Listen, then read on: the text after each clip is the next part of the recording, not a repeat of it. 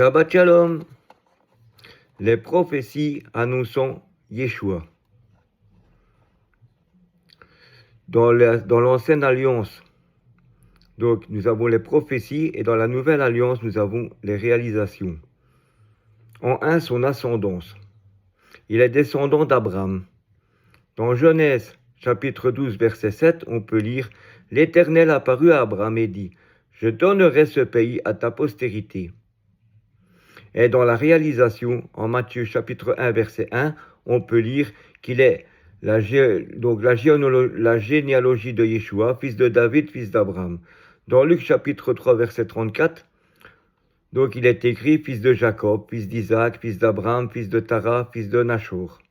Et dans Galates chapitre 3, verset 16, il est marqué « Or les promesses ont été faites à Abraham, à sa postérité. Il n'est pas dit « et aux postérités », comme il s'agissait de plusieurs, mais autant qu'il s'agit d'une seule, et à ta postérité, c'est-à-dire à Yeshua. Il est de la tribu de Juda.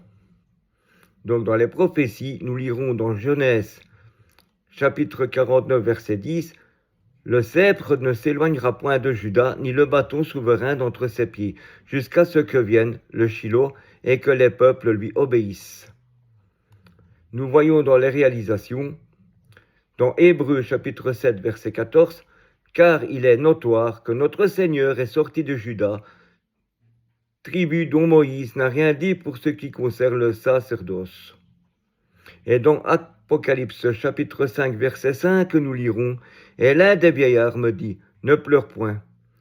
Voici le lion de la tribu de Juda, le rejeton de David, a vaincu pour ouvrir le livre et ses 7 sceaux. Il est de la famille d'Isaïe. » Nous lirons dans les prophéties dans Isaïe chapitre 11, verset 1, « Puis un rameau sortira du tronc d'Isaïe et un rejeton naîtra de ses racines. » Et dans Isaïe chapitre 11 verset 12, nous lisons « Il élèvera une bannière pour les nations, il rassemblera les exilés d'Israël et il recueillera les dispersés de Juda des 4 extrémités de la terre. » Et nous lisons dans la réalisation, donc dans Matthieu chapitre 1 verset 6, « Obed engendra Isaïe, Isaïe engendra David, le roi David engendra Salomon de la femme d'Uri. » Donc, il est de la maison de David. Dans les prophéties, nous lisons dans 2 Samuel chapitre 7 verset 12, « Quand tes jours seront accomplis et que tu seras couché avec tes pères, j'élèverai ta postérité après toi, celui qui sera sorti de tes entrailles, et j'affirmerai son règne. Ce sera lui qui bâtira une maison à mon nom, et j'affirmerai pour toujours le trône de son royaume. » Et nous voyons dans la réalisation, dans Luc chapitre 1, verset 68, « Béni soit le Seigneur, le Dieu d'Israël, de ce qu'il a visité et racheté son peuple. » Et dans Luc chapitre 1, verset 69, « Et il nous a suscité un puissant sauveur dans la maison de David, son serviteur. » En 2, nous allons parler de sa naissance. Il est miraculeuse d'une vierge. Dans les prophéties, dans Isaïe chapitre 7, verset 14, « C'est pourquoi le Seigneur lui-même vous donnera un signe, voici la jeune fille deviendra enceinte, elle enfantera un fils, et elle lui donnera le nom d'Emmanuel, qui veut dire Dieu est avec nous. » Et dans les réalisations, dans Luc chapitre 1, verset 26, « Au 6e mois, l'ange Gabriel fut envoyé par Dieu dans une ville de Galilée appelée Nazareth. » Dans Luc chapitre 1, verset 27, « Auprès d'une vierge fiancée à un homme de la maison de David nommé Joseph, le nom de la vierge était Marie. » Dans Luc chapitre 1, verset 30 à 35, l'ange lui dit « Ne crains point, Marie, car tu as trouvé grâce devant Dieu. Et voici, tu deviendras enceinte et tu enfanteras un fils, et tu lui donneras le nom de Yeshua. Il sera grand et sera appelé fils du Très-Haut. Et le Seigneur Dieu lui donnera le trône de David son père. Il régnera sur la maison de Jacob éternellement, et son règne n'aura point de fin. » Marie dit à l'ange « Comment cela se ferait-il, puisque je ne connais point d'homme ?» L'ange lui répondit « Le Saint-Esprit viendra sur toi et la puissance du Très-Haut te couvrira de son ombre. C'est pourquoi le Saint-Enfant qui naîtra de toi sera appelé Fils de Dieu. » Donc, à Bethléem, dans Michée 5.1 dans les prophéties, « Et toi, Bethléem, Ephrata, petite entre les milliers de Juda, de toi sortira pour moi celui qui dominera sur Israël et dont l'origine remonte aux temps anciens, aux jours de l'éternité. Et dans les résolutions, nous pouvons lire dans Luc chapitre 2, versets de 4 à 7, Joseph aussi monta de la Galilée, de la ville de Nazareth, pour se rendre en Judée, dans la ville de David appelée Bethléem, parce qu'il était de la maison de la famille de David, afin de faire inscrire avec Marie, sa fiancée, qui était enceinte pendant qu'ils étaient là. Le temps où Marie devait accoucher arriva, et elle enfanta son fils premier-né. Elle l'emmaillota et le coucha dans une crèche parce qu'il n'y avait pas de place pour eux dans l'hôtellerie. Dans Matthieu 2, versets 3 à 6, le roi Hérode, ayant appris cela, fut troublé et tout Jérusalem avec lui. Il assembla tous les principaux sacrificateurs et les scribes du peuple. Il s'informa auprès d'eux où devait naître le Messie. Ils lui dirent à Bethléem en Judée, car voici qui a été écrit par le prophète, et toi Bethléem, terre de Juda, tu n'es certes pas la moindre entre les principales villes de Juda, car de toi sortira un chef qui paîtra Israël, mon peuple. En 3, nous avons ces lieux de séjour. Il a séjourné en Égypte. Dans les prophéties, dans Osée 11.1, il est écrit « Quand Israël était jeune, je l'aimais et j'appelais mon fils hors d'Égypte. » Dans les réalisations, dans Matthieu chapitre 2, versets 14 à 15, Joseph se leva, prit de nuit le petit enfant et sa mère et se retira en Égypte. Il y resta jusqu'à la mort d'Hérode, afin que s'accomplisse ce que le Seigneur avait annoncé par le prophète « J'ai appelé mon fils hors d'Égypte. » Il a été aussi en Galilée, dans les prophéties, Isaïe 8, verset 23, 9, 1. Mais les ténèbres ne régneront pas toujours sur la terre, où il y a maintenant des angoisses. Si les temps passés ont couvert l'opprobre du pays de Zabulon et le pays de Nephtali, les temps à venir couvriront de gloire la contrée voisine de la mer au-delà du Jourdain, le territoire des gentils. Le peuple qui marchait dans les ténèbres voit une grande lumière sur ceux qui habitaient le pays de l'ombre de la mort. Une lumière resplendit. Et nous voyons dans la réalisation, dans Matthieu chapitre 4, verset 12 à 16, Jésus ayant appris ce que Jean avait été livré, se retira dans la Galilée et quitta Nazareth. Il vint demeurer à Capernaum, situé près de la mer, dans le territoire de Zabulon et de Nephtali, afin que s'accomplisse ce qui avait été annoncé par le prophète Isaïe. Le peuple de Zabulon et de Nephtali, de la côte voisine de la mer, du pays de l'au-delà du Jourdain et de la Galilée des gentils, ce peuple assis dans les ténèbres a vu une grande lumière, et sur ceux qui étaient assis dans la région de l'ombre de la mort, la lumière s'est levée. Nous avons aussi qu'il a été à Jérusalem.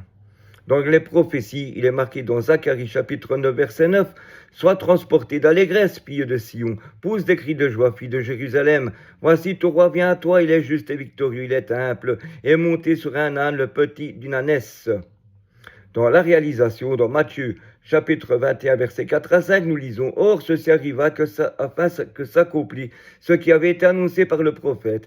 Dites à la fille de Sion, voici ton roi vient à toi, plein de douceur et monté sur un ânon, le petit d'une ânesse. » Dans Matthieu 21, 10, nous lisons « Lorsqu'il entra dans Jérusalem, toute la ville fut émue, et l'on disait, qui est celui-ci » Nous allons parler en cadre de son caractère. Donc il est rempli d'esprit. Dans les prophéties, dans Isaïe chapitre 11, verset 2, nous lisons « L'Esprit de l'Éternel reposera sur lui, esprit de sagesse et d'intelligence, esprit de conseil et de force, esprit de connaissance et de crainte de l'Éternel. » Dans Isaïe chapitre 42, verset 1 à 4, nous lisons « Voici mon serviteur que je soutiendrai, mon élu, en qui mon âme prend plaisir. J'ai mis mon esprit sur lui. Il annoncera la justice aux nations, il ne criera point, il ne lèvera point la voix, et ne la fera point entendre dans les rues, il ne brisera point le roseau cassé, et il n'éteindra point la mèche qui brûle encore. Il annoncera la justice selon la vérité, il ne se découragera point, et ne se relâchera point, jusqu'à ce qu'il ait établi la justice sur la terre, et que les îles espèrent en sa loi. » Dans Isaïe chapitre 61, verset 2 à 2, nous lisons « L'Esprit du Seigneur, l'Éternel, est sur moi, car l'Éternel m'a oint pour porter de bonnes nouvelles aux malheureux. Il m'a envoyé pour guérir ceux qui ont le cœur brisé, pour proclamer aux captifs la liberté et aux prisonniers la délivrance, pour publier une année de grâce de l'Éternel et un jour de vengeance de notre Dieu, pour consoler tous les affligés. » Et nous voyons ici dans les réalisations, dans Matthieu chapitre 3, versets 16 à 17, dès que Jésus était baptisé, sortit de l'eau, et voici les cieux s'ouvrir, et il vit l'Esprit de Dieu descendre comme une colombe et venir sur lui. Et voici une voix fit entendre des cieux ces paroles, celui-ci est mon Fils bien-aimé en qui j'ai mis toute mon affection. Il était sans péché. Dans les prophéties, dans Isaïe 53, 9, on a mis mon sépulcre parmi les méchants, son tombeau avec le riche, quoiqu'il n'eût point commis de violence et qu'il n'y eût point de fraude dans sa bouche. Dans la réalisation, dans 1 Pierre, chapitre 2, versets 21-24, nous lisons « Et c'est à cela que vous avez été appelés, parce que Christ aussi a souffert pour vous, vous laissons un exemple afin que vous suiviez cette race. Lui qui n'a point commis de péché, dans la bouche duquel il ne s'est point trouvé de fraude, lui qui injuriait, ne rendait point d'injure, maltraitait, ne faisait point de menaces, mais s'en remettait à celui qui juge justement, lui qui a porté lui-même nos péchés en son corps sur le bois, afin que, morts au péché, nous vivions pour la justice, lui, par les meurtrissures duquel vous avez été guéris. » Il était discret.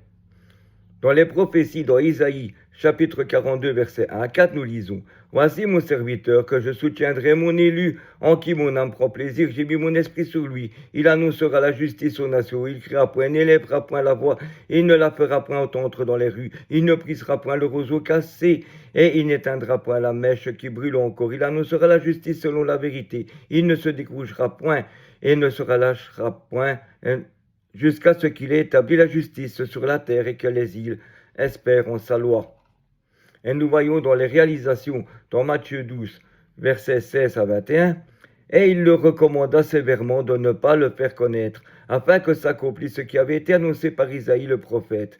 Voici mon serviteur que j'ai choisi, mon bien-aimé, en qui mon âme a pris plaisir. Je mettrai mon esprit sur lui, et il annoncera la justice aux nations. Il ne contestera point, et ne criera point, et personne n'entendra sa voix dans les rues. Il ne brisera point les réseaux cassés, et il n'éteindra point le mignon qui fume, jusqu'à ce qu'il ait fait triompher la justice, et les nations espéreront en son nom. » Il était humble.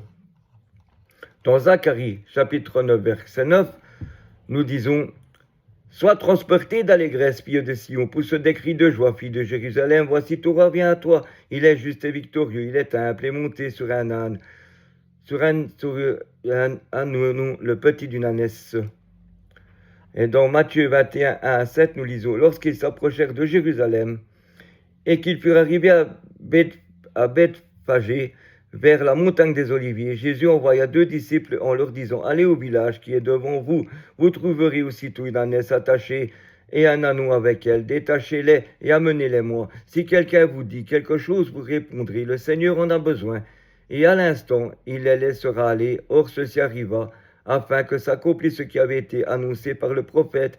Dites à la fille de Sion, voici ton roi vient à toi, plein de douceur, et monté sur un ânon, le petit d'une ânesse. Les disciples allèrent et firent ce que Jésus leur avait ordonné. Ils amenèrent l'ânesse et l'ânon, et mirent sur eux leurs vêtements, et les firent asseoir dessus.